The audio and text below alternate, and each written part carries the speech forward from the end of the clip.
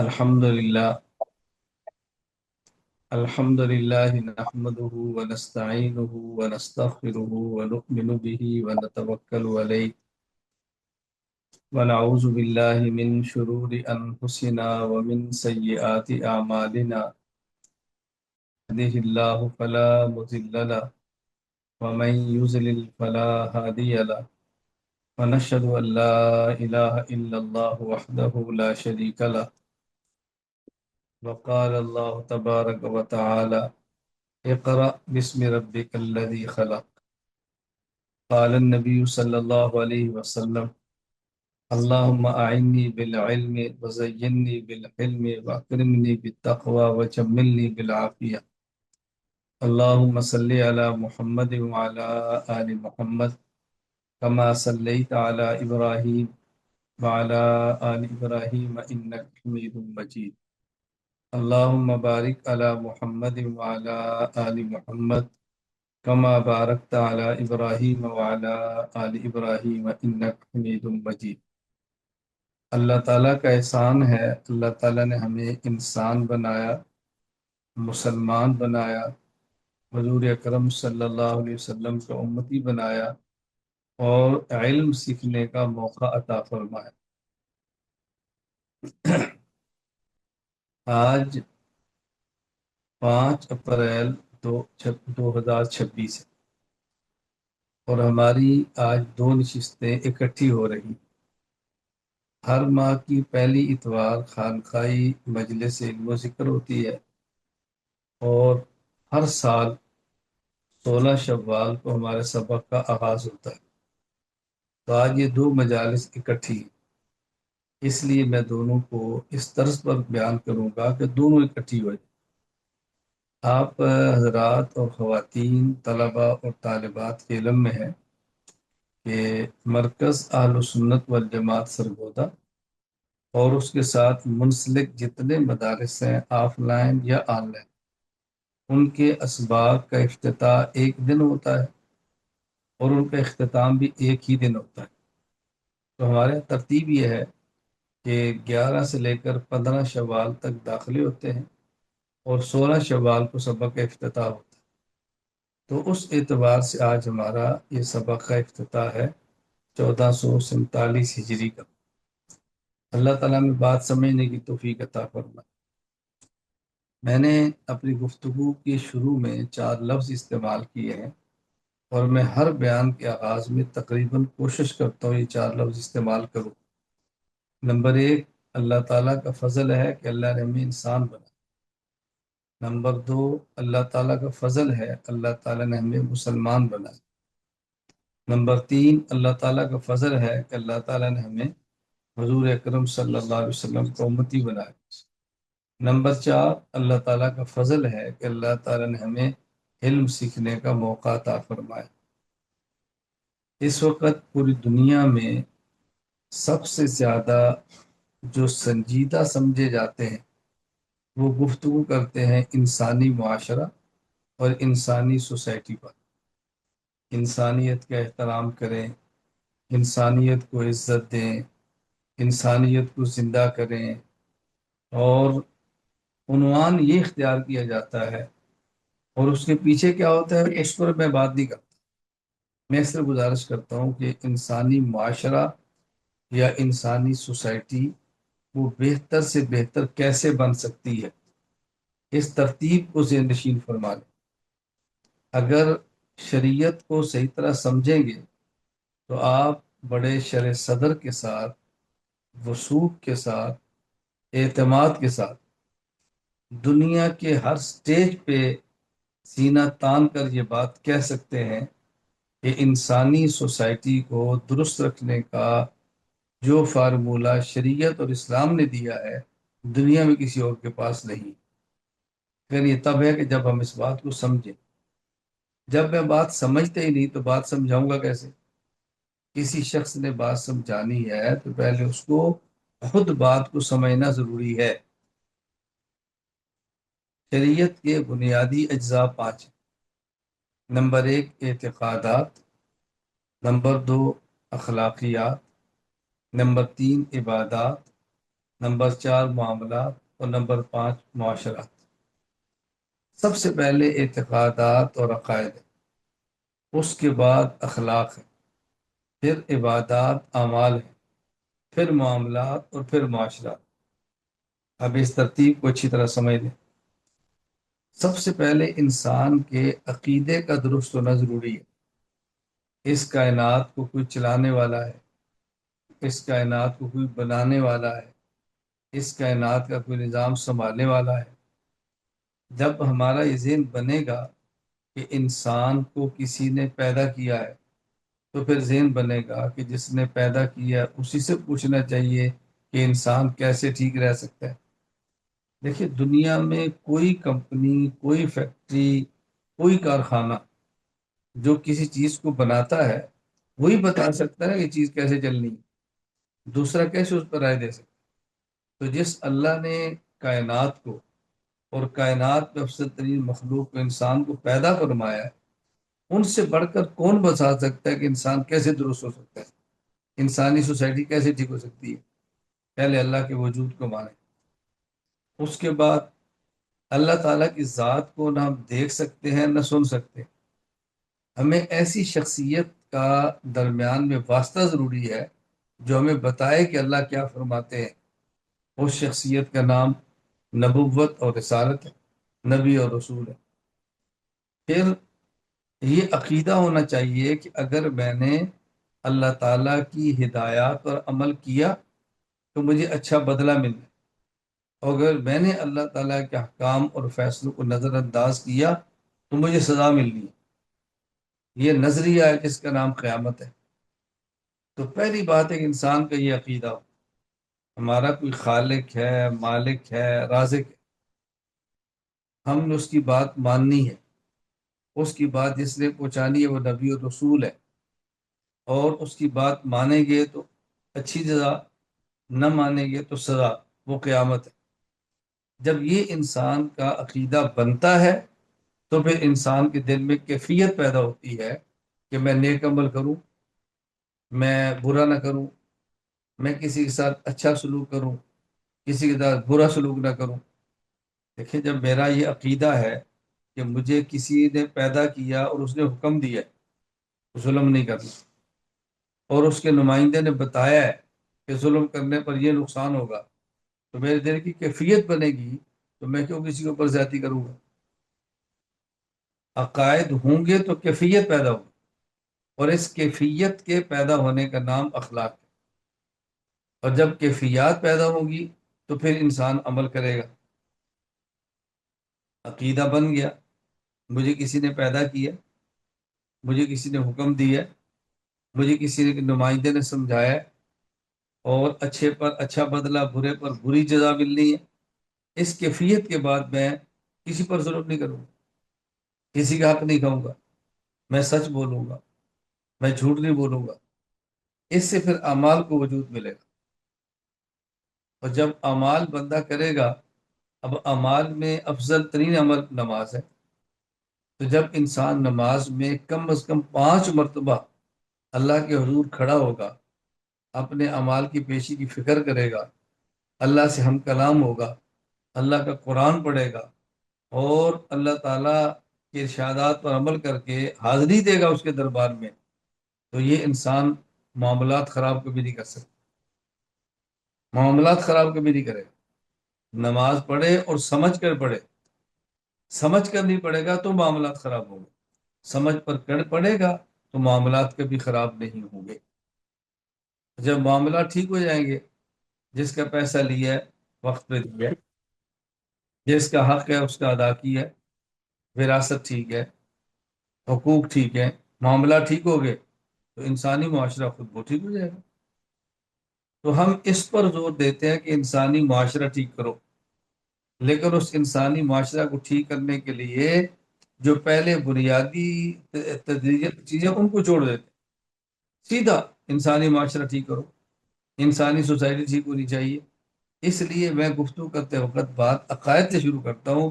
جب تک عقائد درست نہیں ہوں گے، انسانی معاشرہ کبھی بھی ٹھیک نہیں ہو سکتا۔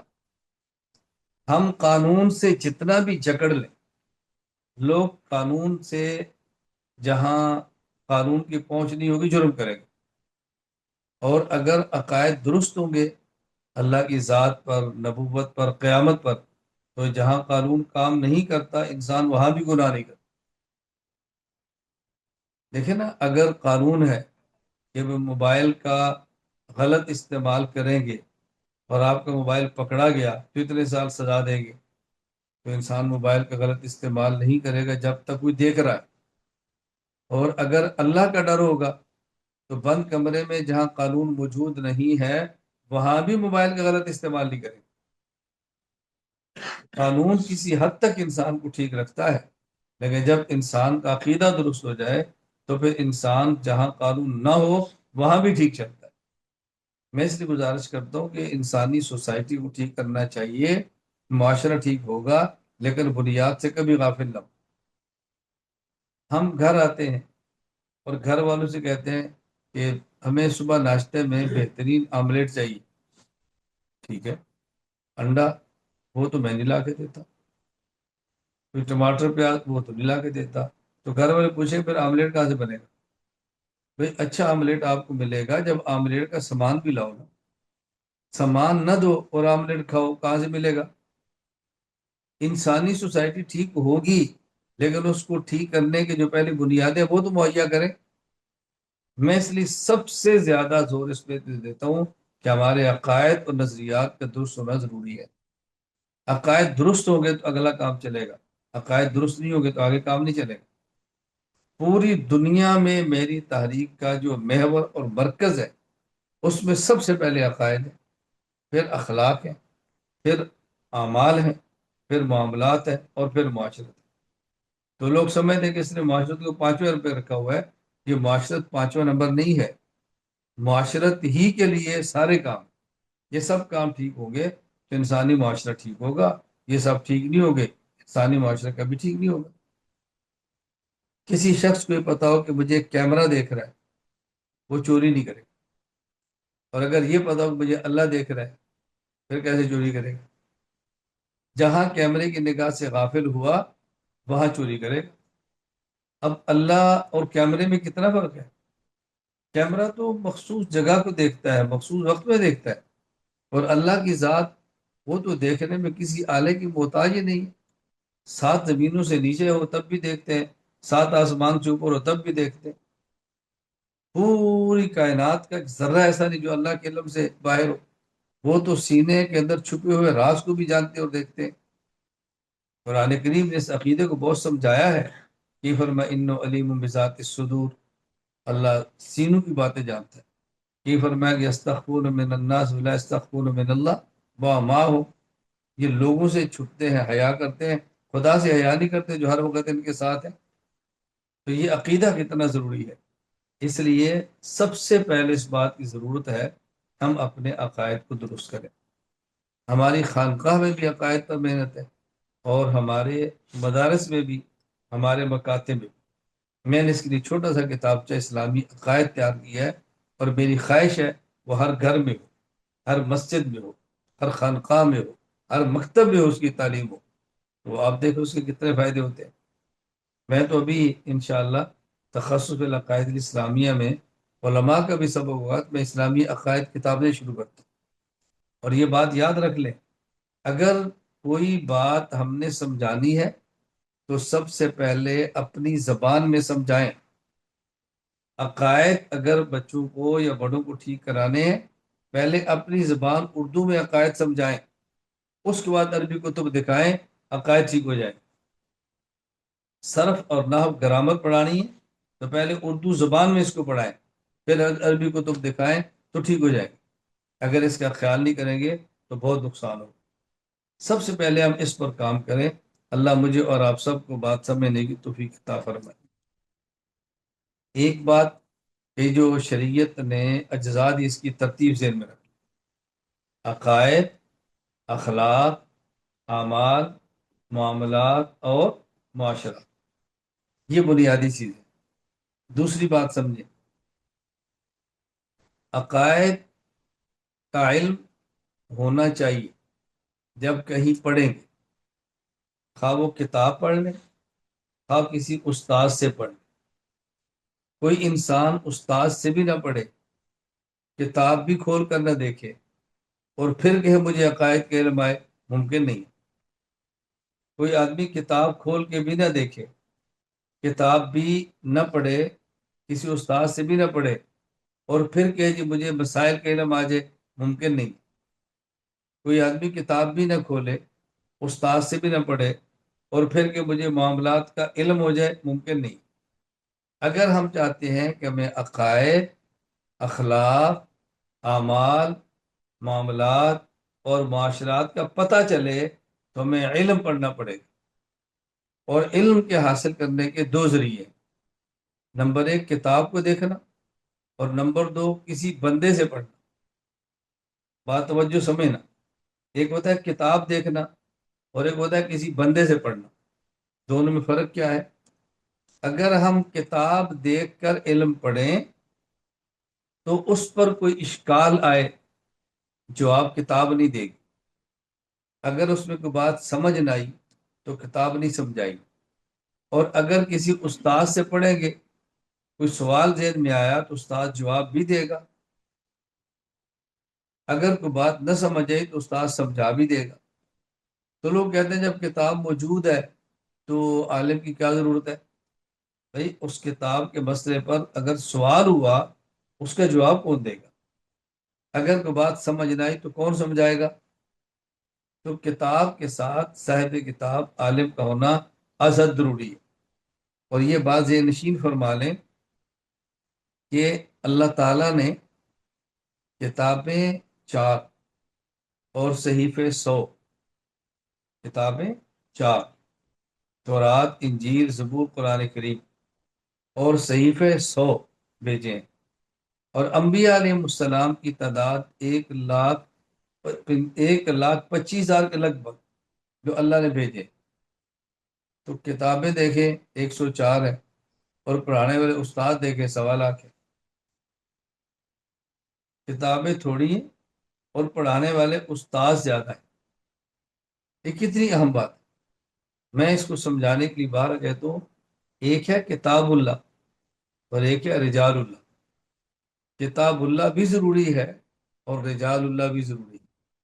نہ کتاب اللہ کا انکار ہے، نہ رجال اللہ کا انکار۔ یہ جو ہمارے یہاں گفتگو چلتی ہے کہ ہم علم کی بات کرتے ہیں، کتاب کی بات کرتے ہیں، دلیل کی بات کرتے ہیں، ہم بزرگوں کی بات نہیں کرتے، نہیں، غلط بات۔ بھائی کتاب سمجھیں گے تو کسی سے سمجھیں گے، بغیر کسی کے آپ کتاب کیسے سمجھ سکتے ہیں؟ اس میں اشکالات کے جواب آپ کیسے حل کریں گے؟ تو کبھی علم حاصل کیا جاتا ہے کتاب سے، اور کبھی علم حاصل کیا جاتا ہے استاد سے۔ لیکن استاد سے علم حاصل کرنا یہ کتاب سے علم حاصل کرنے سے زیادہ بہتر ہے۔ اور اگر کتاب بھی ہو اور استاد بھی ہو، اس سے بڑی بات کیا ہو سکتی؟ تو ہم نے اپنے آن لائن اور آف لائن نظام میں 2 چیزیں دی ہیں، استاد بھی دیا ہے اور استاد کے ساتھ کتاب بھی دی۔ کتاب بھی دیتے ہیں، استاد بھی دیتے ہیں، تاکہ آدمی کو پڑھنے میں دقت پیش نہ آئے۔ میری عمان میں ایک جگہ گفتگو ہوئی، ایک نوجوان مجھے کہنے لگا کہ قرآن کریم کو سمجھنے کے لیے علماء کی ضرورت نہیں ہے۔ قرآن کریم کو سمجھنے کے لیے علماء کی ضرورت نہیں ہے، قرآن کریم ہم خود بھی سمجھ سکتے ہیں، اس میں علماء کی کیا ضرورت ہے کہ آپ کہتے ہیں علماء سے پڑھو؟ میں نے ان سے پوچھا کہ ایک ہے قرآن کریم کو پڑھنا اور ایک ہے قرآن کریم کو سمجھنا، پہلے قرآن کو پڑھنا ہے یا پہلے سمجھنا ہے؟ جی پہلے پڑھنا ہے۔ تو میں نے کہا قرآن خود پڑھ سکتے ہیں یا کسی قاری استاد سے پڑھیں گے؟ جی قاری یا استاد سے پڑھیں گے۔ تو میں نے کہا خود پڑھ لینا، قرآن کریم جو سامنے لکھا ہوا پڑھا تو خود پڑھ لیں، جی کسی سے پڑھنا پڑے گا۔ میں نے کہا تو جو قرآن کریم پڑھنا کسی سے ہے تو کسی کے بغیر سمجھ کیسے سکتے؟ اور عجیب بات یہ ہے، آپ کو تعجب نہیں ہونا چاہیے اس بات پر کہ قرآن کریم عربی زبان میں ہے۔ پوری دنیا میں آپ تلاش کرنے سے 4 بندے بھی ایسے نہیں جا سکتے جو وہ کہہ دے کہ میری مادری زبان عربی ہے میری ماں عرب ہے، میرا باپ عرب ہے، میرا قبیلہ عرب ہے، لیکن میں نے قرآن کسی سے پڑھا نہیں ہے، میں نے دیکھ کر پڑھ لیا۔ یعنی جو شخص مادر پدر ذات عربی ہے، اس کو بھی عربی زبان میں قرآن کریم کسی سے پڑھنا پڑے۔ اور تعجب کی بات یہ ہے جو میں اب کہنے لگا ہوں، کہ پورے عرب ممالک میں قرآن کریم کو سب سے زیادہ پڑھانے والے وہ قاری ہیں جو عرب ممالک کے نہیں ہیں، باہر سے آئے۔ تمام عرب ممالک میں آپ تلاش کر کے دیکھ لیں، جو قرآن کریم پڑھانے والے جو قاری صاحبان آئے ہیں وہ باہر سے آئے، اجمی ہیں، وہ عربی نہیں ہیں۔ بچے عربوں کے ہیں اور قرآن اجمی سے پڑھ رہے ہیں۔ یہ ہے عجیب بات۔ میں نے اس کا دوسری بات مجھے یہ بتائیں کہ آپ جو کہتے ہیں کہ قرآن کریم کا ترجمہ پڑھنے کے لیے علماء کی ضرورت نہیں ہے، کیوں نہیں ہے؟ آپ کی زبان تو عربی نہیں ہے، تو آپ قرآن کا ترجمہ کیسے پڑھیں گے؟ کہتا ترجمے لکھے ہوئے ہیں، اس کے لیے عالم کی کیا ضرورت ہے؟ تو میں نے پوچھا جو قرآن کریم کا ترجمہ لکھا ہوا ہے یہ خود بخود لکھا گیا ہے؟ قرآن کریم کا جو ترجمہ لکھا ہوا ہے یہ خود بخود لکھا گیا ہے؟ کہا جی نہیں۔ میں نے کہا پھر آپ کہتے ہیں عالم سے نہیں پڑھنا، تو پھر عالم کا لکھا ہوا ترجمہ پڑھ رہے ہیں، بات تو ایک ہی ہوگی۔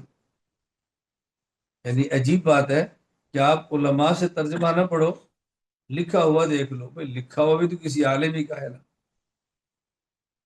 یعنی کس طرح دھوکہ دے کر علماء سے کاٹا جا رہا ہے۔ ہم اس بات پہ کھڑے ہیں، علماء کے بغیر قرآن سمجھ نہیں آتا، پڑھانے والے کے بغیر قرآن نہیں پڑھا جاتا، سکھانے والے کے بغیر دین نہیں سیکھا جاتا۔ یہ علمائی سے پڑھنا ہے، علمائی سے سمجھنا۔ تو میں نے کہا بیٹا دھوکے کے اندر مت ڈالو، نہ خود دھوکے میں پڑھو، اس کے بغیر آپ چل نہیں سکتے۔ پہلی بات، شریعت کے ارزاء کی ترتیب کیا ہے انسانی معاشرے کو ٹھیک کرنے کے لیے۔ دوسری بات، یہ پانچوں باتیں وہ ہیں کہ جس کا تعلق علم سے، علم کے بغیر ہم یہ چیزیں نہیں حاصل کر سکتے۔ تیسری بات، اگر ان چیزوں کا علم ہو بھی جائے، علم حاصل کر لیں، علم پڑھ لیں، تو اس وقت تک انسان عمل نہیں کر سکتا جب تک انسان عمل کے ماحول میں رہ جائے۔ یہ بات یاد رکھنا۔ انسان کے دل کی کیفیت تبدیل ہوگی جب صاحب دل کے ساتھ بیٹھے گا۔ صاحب دل کے پاس بیٹھے بغیر قلبی کیفیات کبھی تبدیل نہیں ہوتی۔ انسان عمل پر انگیختہ ہوتا ہے جب صاحب عمل کے پاس بیٹھے، صاحب عمل کے پاس بیٹھے گا تو اس کے اندر عمل کا جذبہ پیدا ہوگا، مگر نہ عمل کا جذبہ پیدا نہیں ہوگا۔ اگر ہم چاہتے ہیں کہ ہمارے درمیان کیفیات پیدا ہوں تو اس کے لیے ضروری ہے ہم کسی اللہ والے کی صحبت میں رہیں، اللہ والے کی مجلس میں بیٹھیں۔ جب تک اللہ والے کی مجلس میں نہیں بیٹھیں گے قلبی کیفیات تبدیل نہیں ہوگی۔ عمل کا جذبہ تب پیدا ہوگا جب ہم عمل کے ماحول میں ٹھہریں۔ عمل کے ماحول سے دور رہ کر عمل کا جذبہ پیدا ہو، یہ ممکن نہیں۔ یہی وجہ ہے کہ آپ دیکھیں گے ایک آپ کو ایسی تعداد نظر آئے گی کہ جو اسلامیات پڑھانے والے ہوں گے لیکن مسلمان نہیں ہوں گے۔ یہ باتیں آپ مجھ سے زیادہ سمجھتے ہیں۔ عیسائیوں کے کالج موجود ہیں، ہمارے ملک میں ان کے اسکول موجود ہیں، ان ٹیچر پڑھانے والے ہیں، مسلمان نہیں اسلامیات پڑھا رہے۔ آپ کو ایسے اسکالر ملیں گے اور ایسے ریسرچ کرنے والے لوگ ملیں گے کہ جو قرآن کریم کو نہیں مانتے، قرآن کی لغت پہ کام کر رہے ہیں،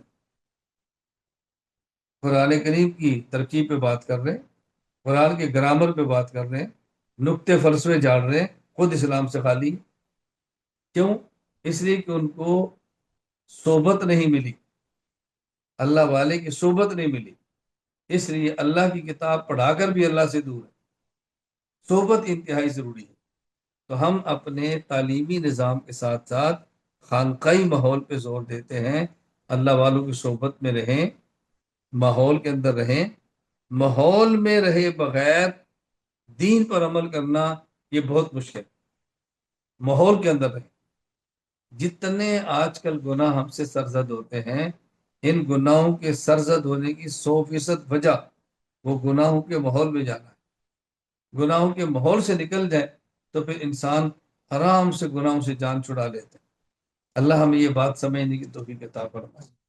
تو ہم نے عقائد، اخلاق، اعمال، معاملات اور معاشرات، یہ 5 ترتیب سمجھنی ہے۔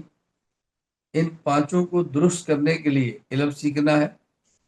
اخلاق اور اعمال اپنی زندگی میں لانے کے لیے اہل اللہ کی صحبت اور ماحول کے اندر رہنا ہے۔ چوتھی بات، محنت بھی کرنی ہے، اور محنت کے ساتھ ساتھ دعائیں بھی کرنی ہیں۔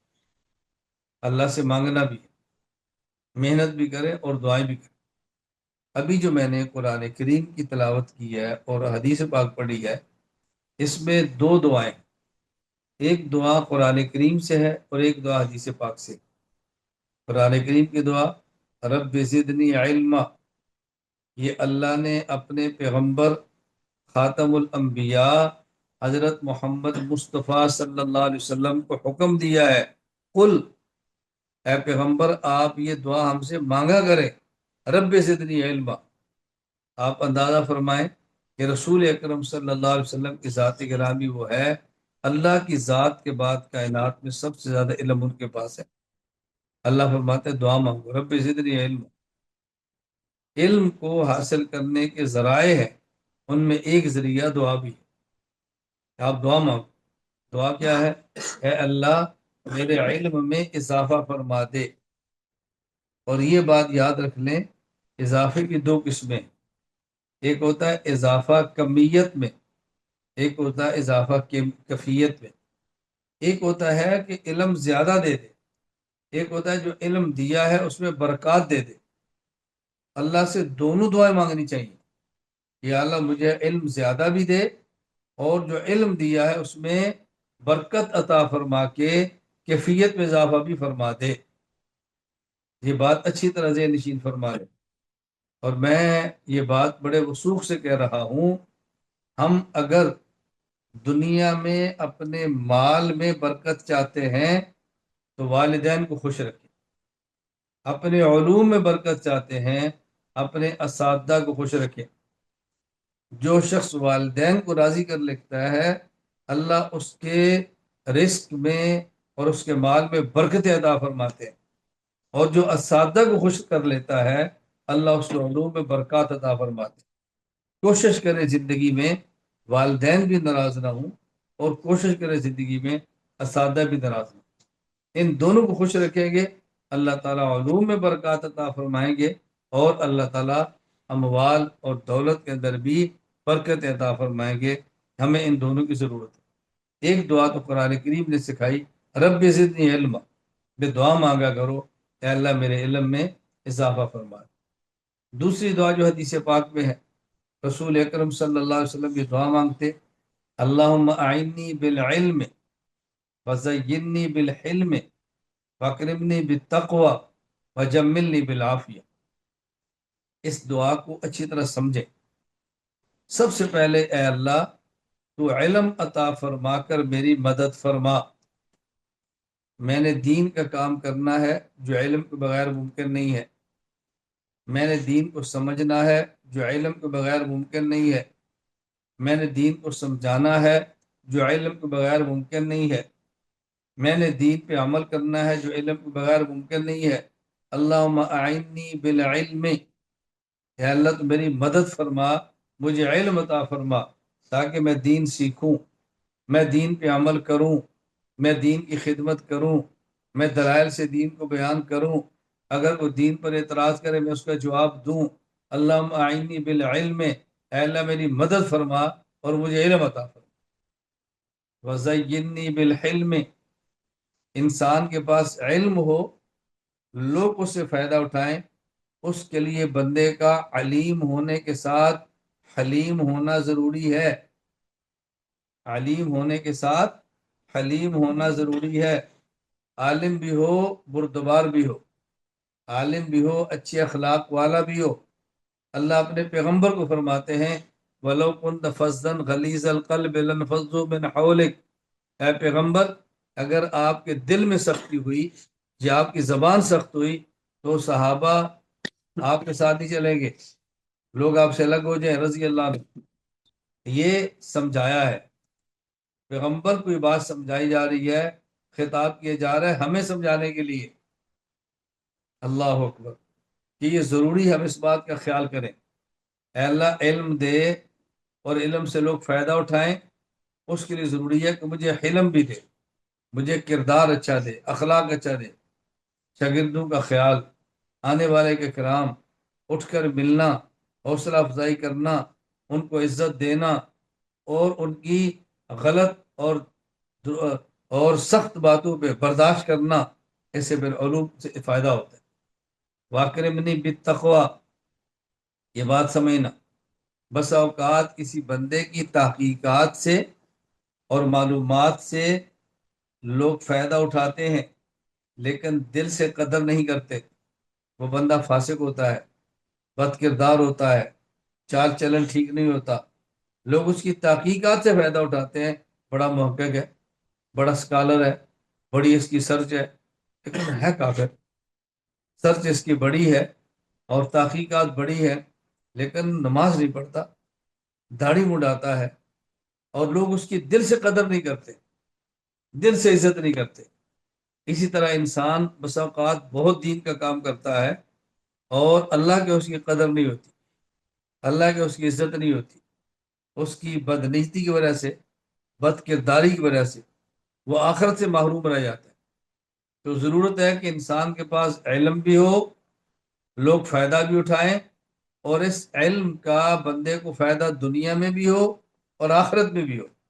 دنیا میں فائدہ کہ لوگ دل سے اس کو قبول کریں اور اس کو عزت دیں، آخرت میں فائدہ اللہ اس کو عذاب نہ دے، اس کو عظمت دے، اور میں واقعی میں نہیں بالتقوی، اے اللہ تو مجھے تقوی عطا فرما، تاکہ میرا تقوی ہوگا تو دنیا میں بھی عزت ملے گی، اور تقوی ہوگا تو مجھے آخرت کے اندر بھی عزت ملے گی، علم کا مجھے بھی فائدہ ہوگا۔ وجملنی بالعافیہ، چوتھا جو، اے اللہ مجھے عافیت کے ساتھ مجھے خوبصورتی عطا فرما۔ وہ عافیت کا مطلب کہ یا اللہ میرے سر کے بال سے لے کر پاؤں کے ناخن تک جسم کے جتنے اعضاء ہیں ان کو مصائب سے محفوظ فرما، آفات سے محفوظ فرما، بدیات سے محفوظ فرما، خطرات سے محفوظ فرما، تاکہ میں زیادہ کام کروں، اور جو صلاحیتیں میرے جسم میں آپ نے رکھی ہیں اے اللہ ان صلاحیتوں سے مجھے فائدہ اٹھانے کی توفیق عطا فرما۔ یہ عافیت۔ اب دعا سمجھیں، اے اللہ میں دین کو پڑھنا چاہتا ہوں، سمجھنا چاہتا ہوں، عمل کرنا چاہتا ہوں، پھیلانا چاہتا ہوں، میں دین کو دنیا میں عام کرنا چاہتا ہوں، کوئی دین پر اعتراض کرے میں جواب دے کے مقابلہ کرنا چاہتا ہوں، اس کے لیے اللہم اعنی بالعلم میں، اے اللہ میری مدد فرما، مجھے علم عطا فرما، پھر میرے علم سے لوگ فائدہ اٹھائیں۔ وزینی بالحلم، اللہ مجھے حلم اور بردباری عطا فرما، اس علم کا مجھے دنیا آخرت میں فائدہ ہو۔ اکرمنی بالتقوی، اللہ مجھے تقوی عطا فرما، اور پھر میری صلاحیتیں محفوظ رہیں، میری ذات اور جسم کی حفاظت رہے، تاکہ میں مزید کام کر سکوں۔ وجملنی بالعافیہ، کہ اللہ مجھے عافیت عطا فرما۔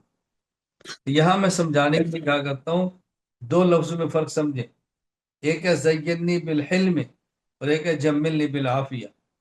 زینت کے لفظ حلم لائے اور جمال کے لیے لفظ عافیت لائے، فرق کیا ہے؟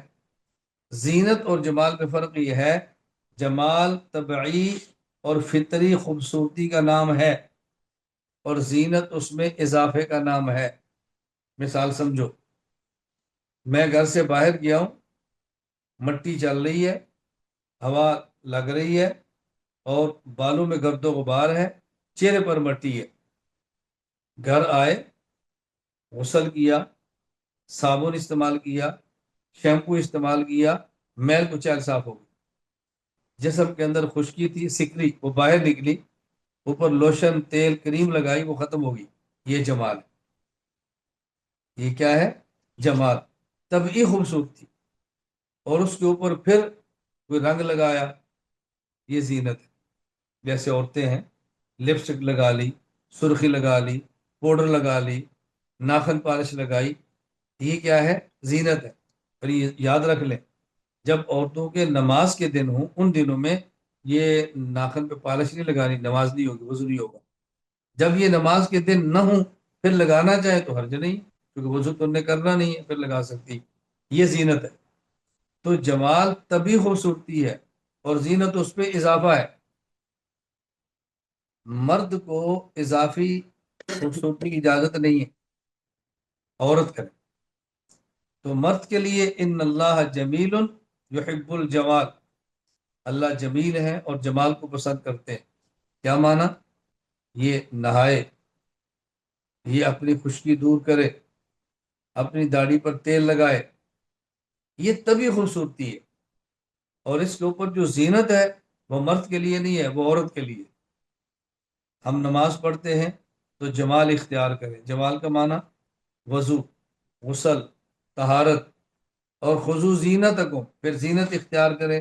اس کا معنی اچھے کپڑے، پگڑی، ٹوپی، یہ اضافت اضافی ہے، یہ زینت ہے۔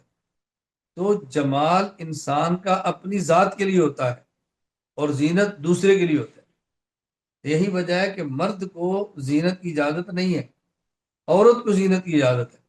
کیوں؟ عورت نے اپنے شوہر کے لیے خوبصورت بننا ہوتا ہے، تو اس کو اضافی خوبصورتی کا حکم دیا ہے، اجازت بھی دی ہے، اور شریعت نے پسند بھی فرمایا۔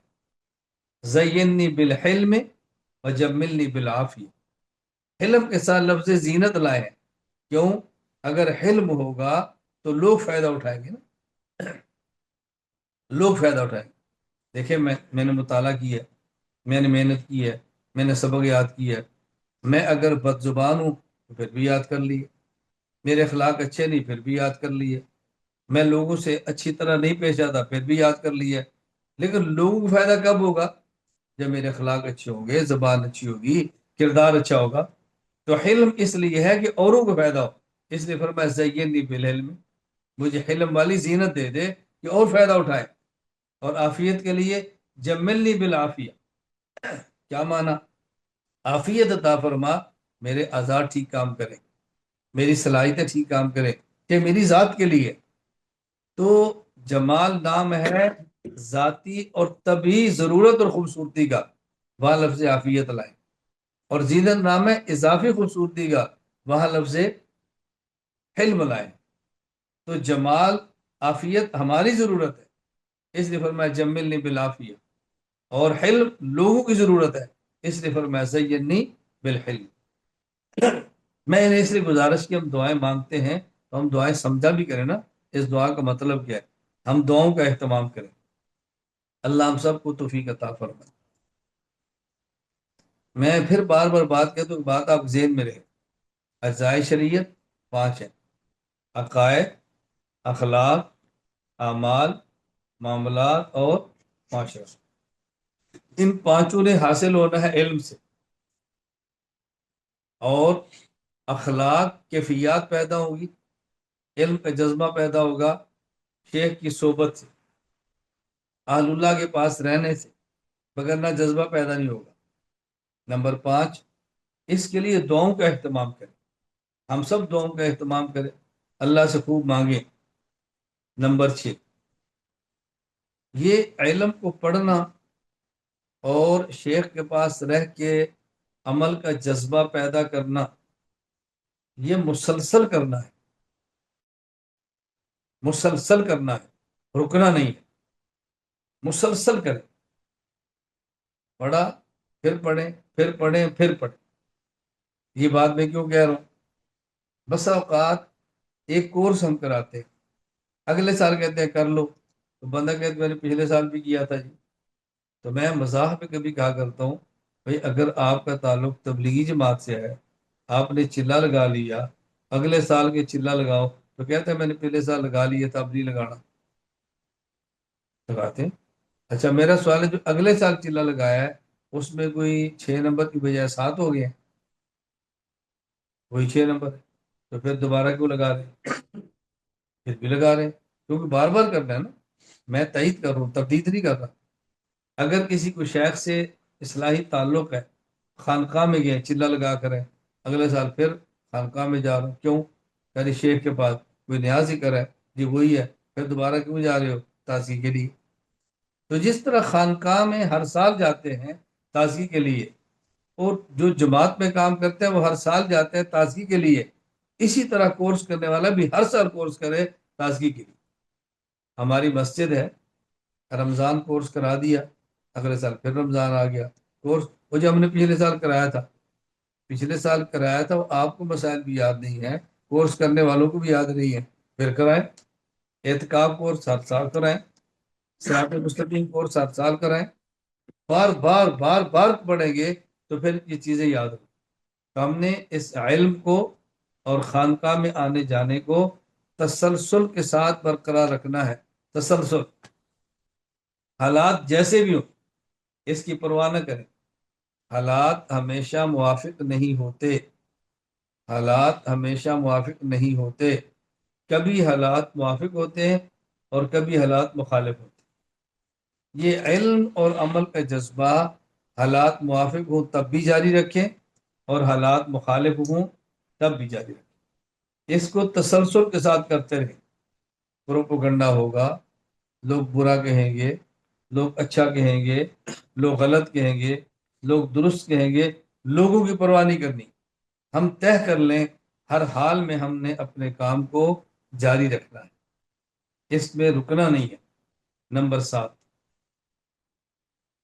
ہمارے یہاں چونکہ مجلس میں نے پہلے عرض کیا عقائد، اخلاق، اعمال تینوں پر چلتی ہے، میں تینوں پر بات کرتا ہوں، علمی ماحول پر بھی کرتا ہوں، خانگی امور پر بھی کرتا ہوں، اور ذاتی زندگی پر بھی کرتا ہوں۔ آج میں ایک موضوع پر مختصر سی گفتگو کرنا چاہتا ہوں۔ وہ گفتگو کیا ہے؟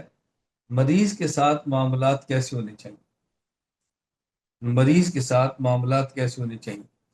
دیکھیں، خوشی اور بھی آدمی شرکت کرتا ہے، غمی میں بھی شریک ہوتا ہے، سکھ اور دکھ میں شریک ہوتا ہے۔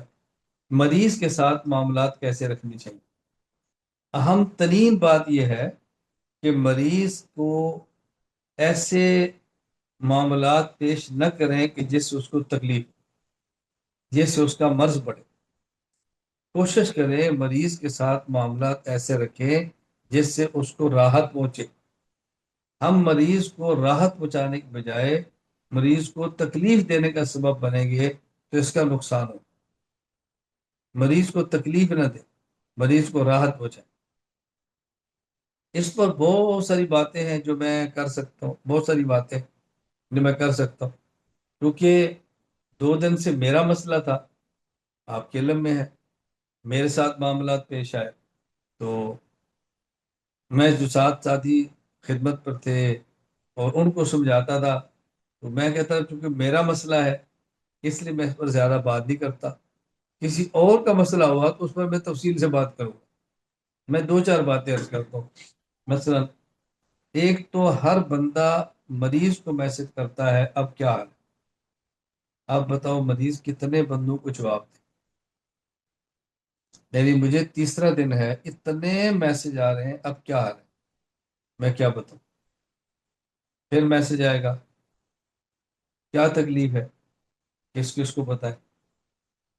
اچھا اگر بتائیں کہ مثلا معدے کی ہے، پوچھیں کہ معدے میں کیا پرابلم ہے، پھر یہ بتائیں۔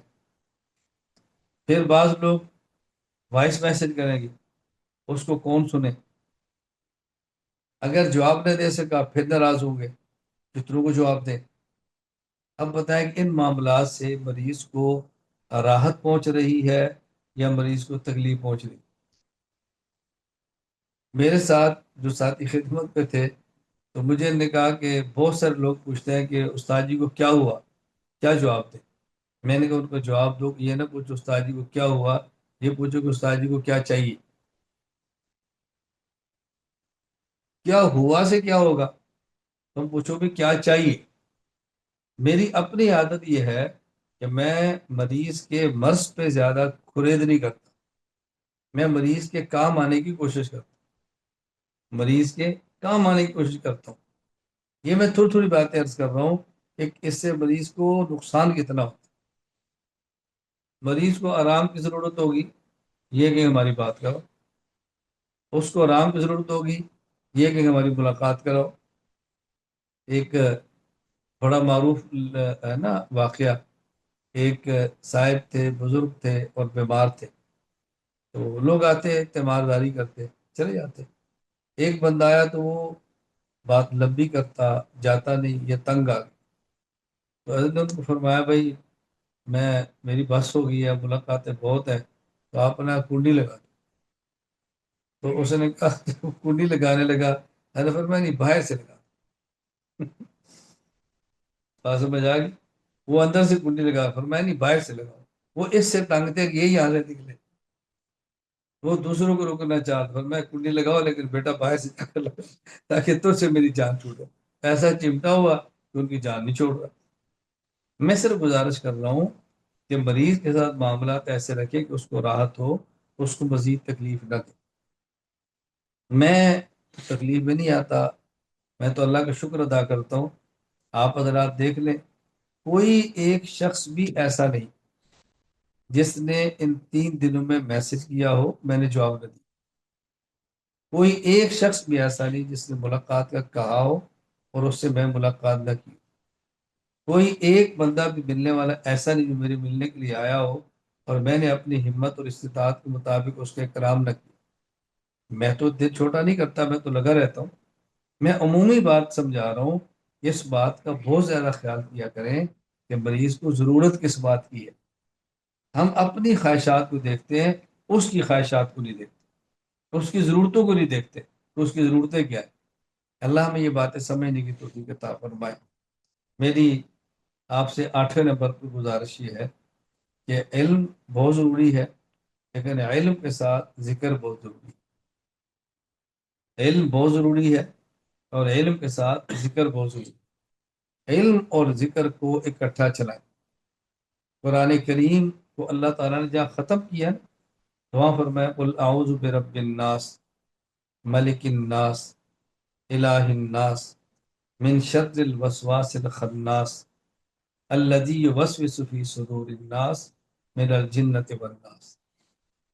قرآن کریم کو یہاں ختم کیا، فرمایا کہ تم پناہ مانگا کرو کن سے، تم بچا کرو کن سے، دور رہو کن سے، جو وسوسہ ڈالنے والے۔ اور یہ وسوسے ڈالنے والے کون ہیں؟ من الجنۃ والناس، یا جنات ہیں شیاطین اور یا انسان ہیں۔ انسان کے وسوسے سے بندہ کیسے بچے؟ اس کے لیے علم چاہیے۔ اور جنات شیاطین کے وسوسے سے کیسے بچے؟ اس کے لیے ذکر چاہیے۔ اسی آیت کے تحت عبداللہ بن عباس رضی اللہ عنہ فرماتے ہیں کہ جن شیطان انسان کے دل پہ سونڈ رکھ کے بیٹھا ہوتا ہے، منہ اپنا لمبا، اور جب یہ ذکر کرتا ہے وہ دوڑ جاتا ہے، اور جب یہ غافل ہوتا ہے وہ پھر وسوسے ڈالتا ہے۔ اذا ذکر اللہ خنس وَإِذَا سَہَا غفل، اور جب یہ ذکر کرتا ہے وہ دوڑتا ہے، اور جب یہ غافل ہوتا ہے وہ پھر اس کے اندر وسوسے ڈالتا ہے، پھر ڈالتا ہے۔ تو معلوم ہوا انسانی وساوس سے بچنے کے لیے علم ضروری ہے، اور شیاطین کے وساوس سے بچنے کے لیے ذکر ضروری ہے۔ تو میں تمام طلباء، تمام طالبات سے، تمام بچوں سے، تمام بچیوں سے گزارش کرتا ہوں، علم بھی شوق سے پڑھیں اور ذکر کا اہتمام بھی بہت زیادہ کریں۔ اللہ تعالیٰ ہمیں علم بھی عطا فرمائے، اللہ تعالیٰ ہمیں ذکر کرنے کی بھی توفیق عطا فرمائے۔ آپ کے علم میں ہے کہ ہمارے ہاں خانقاہ حنفیہ میں 4 تسبیحات ہوتی ہیں۔ ایک تسبیح لا الہ الا اللہ، ذکر نفی و اثبات، اور ایک تسبیح استغفار استغفر اللہ، ایک تسبیح صلاۃ و سلام درود پاک صلی اللہ علیہ وسلم، اور ایک تسبیح ذکر اسم ذات اللہ اللہ۔ یہ مختصر سا ہم ذکر دیتے ہیں، اتنا ذکر کریں، نوافل پڑھیں، تلاوت کریں، اعمال میں لگیں، اور اس کے بعد علوم حاصل کریں اور شریعت کے مطابق اپنی زندگی گزارنے کی کوشش کریں۔ اللہ تعالیٰ مجھے بھی توفیق عطا فرمائے، اللہ تعالیٰ آپ کو بھی توفیق عطا فرمائے۔ لا الہ الا اللہ محمد رسول اللہ صلی اللہ تعالی علیہ وعلا آلہ وصحابہ وبارک وسلم۔ لا الہ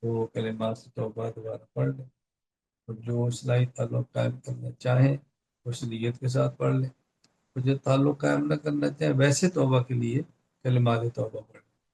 لا الہ الا اللہ محمد رسول اللہ صلی اللہ علیہ وسلم، آمنت باللہ وملائکتہ وکتبہ ورسلہ والیوم الآخر والقدر خیرہ وشرہ من اللہ تعالی والبعث بعد الموت۔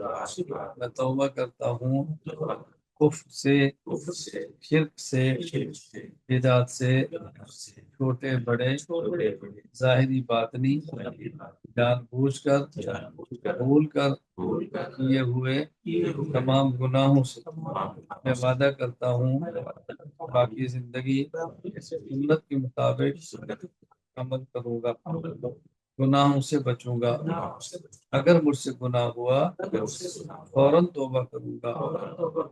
اے اللہ دنیا میں آخرت میں اپنے نیک بندوں میں شامل کر۔